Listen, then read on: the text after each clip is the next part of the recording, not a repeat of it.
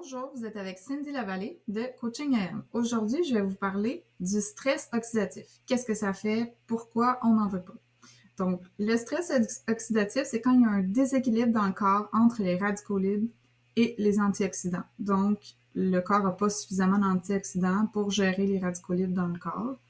Et ceux-ci peuvent endommager des cellules, causer du vieillissement, provoquer des maladies. Puis, quand on a du stress oxydatif, ça augmente les radicaux libres dans le corps, ça crée un cercle vicieux, donc plus de stress oxydatif, qui favorise l'apparition de maladies chroniques. Donc, quelle sorte de stress? Qu'est-ce qu'un stress oxydatif? Qu'est-ce qui fait qu'on en a? Donc, il y a plusieurs stress qu'on peut vivre dans notre corps qui vont s'accumuler et causer du stress oxydatif. Puis ici, je parle pas du stress régulier, là, le stress émotionnel, mais bien un ensemble de différentes catégories de stress. Le premier étant les stress physiques.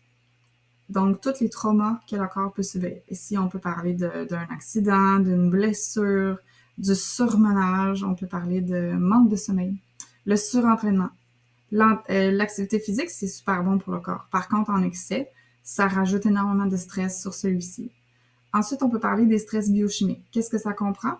Tous les virus, les bactéries, les infections, le mauvais état du microbiome. Le microbiome, c'est les bactéries intestinales qui sont présentes dans notre intestin et qui aident notre corps à bien fonctionner. Puis lorsqu'il y a un déséquilibre ou qu'on a trop de mauvaises bactéries, pas assez de bonnes bactéries, ça crée beaucoup d'inflammation dans le corps. Ça peut aussi créer d'autres problèmes médicaux. Donc, c'est important, c'est un facteur d'importance à regarder.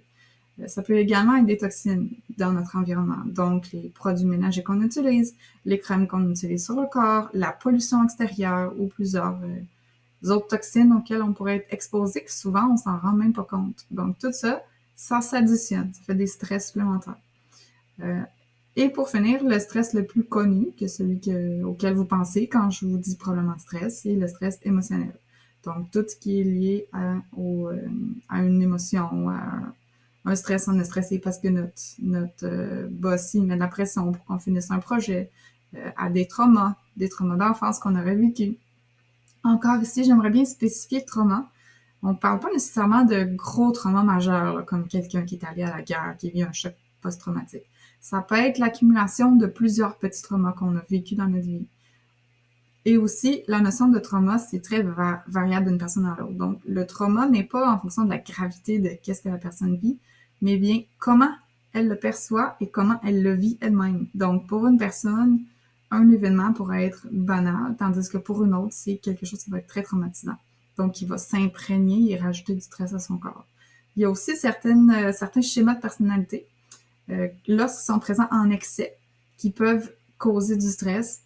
Donc, ici, on parle de quelqu'un qui est un suraccomplisseur, un suraidant, quelqu'un qui veut toujours aider les autres au détriment de ses propres besoins, surperfectionniste, quelqu'un qui est très anxieux ou quelqu'un qui est très contrôlant, qui a besoin de contrôler tout son environnement.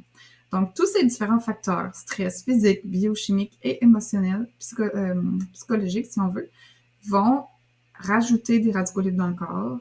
Et s'il y a un débalancement, donc on vit trop de stress, ça vient créer du stress oxydatif et peut déclencher plusieurs maladies chroniques. Et on peut aussi vivre avec de la fatigue, de l'épuisement, des maladies telles que l'encéphalomyélite myalgique, le syndrome le COVID long, le syndrome de fatigue chronique, le POTS, la fibromyalgie et plusieurs autres maladies liées à la dysautonomie, soit un mauvais fonctionnement ou un dérèglement du système nerveux. Si vous voulez avoir plus d'informations, vous pouvez aller consulter mon site, c'est coachingem.ca. Je vais les mettre en commentaire en bas. Vous pouvez aussi vous abonner à ma chaîne et activer la cloche de notification. Merci, au revoir, à bientôt!